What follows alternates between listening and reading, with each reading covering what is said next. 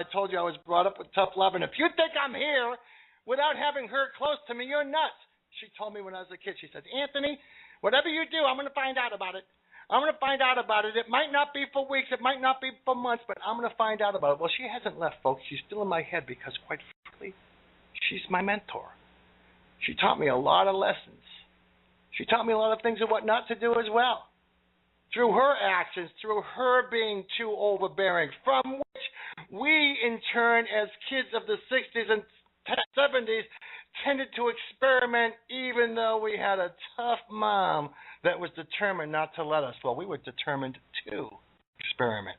We became, me and my brothers, one died of a drug overdose, the other will die in prison in Florida, Arizona here. I released in 1985. She made us into the greatest sneaks. Because, I mean, it wasn't like she taught us. It's like that a government puts out, that through the natural progression of logic, certain behaviors based upon the humanity or inhumanity of man, the human condition, will lend to certain things happening. See, I understand this. I lived it, and I was metacognizant while going through it. I would actually evaluate myself. I was a good kid that did bad things. I always strived to be good. I was ashamed when I got caught all the time. I mean, it was the kind of thing, every time my mother taught us that any adult was her surrogate, and that we were to give them the same kind of respect and concern that she instilled in us to have of her, through love, nurturing, and discipline. Kids expect discipline. When you don't give it to them, guess what? They think you don't care. And then you're ready for this? They go to try to put it to the test. They actually just try to see for themselves if you really don't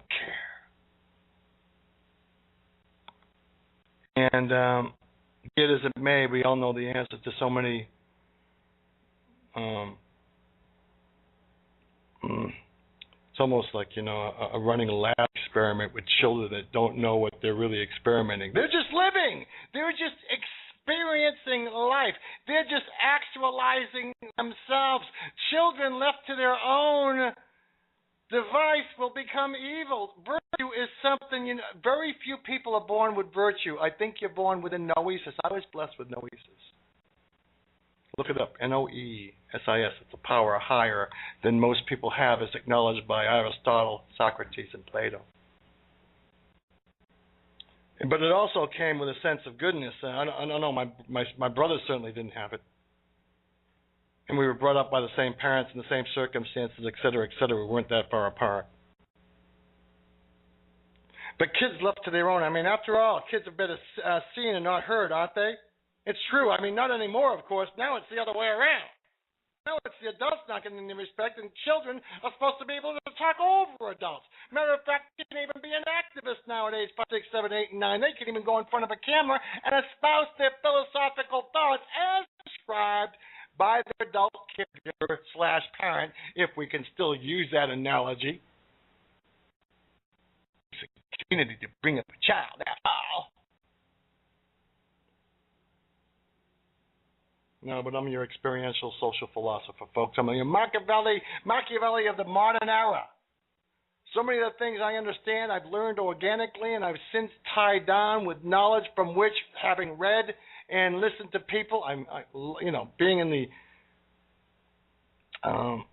being in the generation, the TV generation, and having some pretty good TV in the past in which to,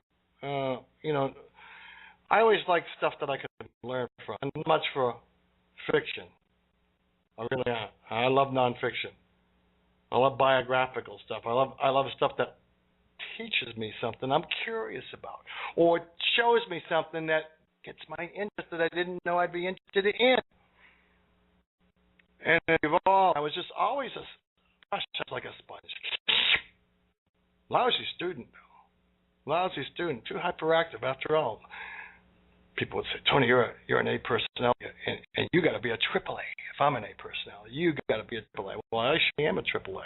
Can you imagine? Here I am at 60. Can you imagine at 20, at 10, at 5? My goodness gracious, poor world. At any rate, before I forget, I want to inspire you to check out kittycatcam.com. That's my sarcastic metaphor to liberal cats and feral cats. That's kittycatcam, Kitty, K for the cat, C for the cam.com. You'll have an opportunity to look at the 14 feral cats we feed every day. We put a video camera on them, and so you don't get absolutely bored just looking at the video. We'll throw 5, 6, 7 minutes on top of one of my shows, or a little segment that entertains you and inspires you while you're watching those pretty kitty cats. Because it's a deal. Cats and feral cats and liberals, the ones that we've enabled, the one that's having all these entitlements, what's the difference? They take more like a drain than give like a faucet, right? So they suck up things. I mean, much like a parasite, right? The more you give them, the more they take, the more they still want. And the more you do it, the more they learn to expect it. And then when you take it away or stop it, they resent it. Look at Europe right now. Look at Europe right now. They should have spayed and neutered those people long ago, just like feral cats. So anyway, that's my sarcastic metaphor to those on the other side of sensibilities. Huh?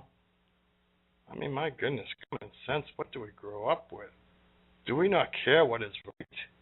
Are we just so self-centered, so self-absorbed that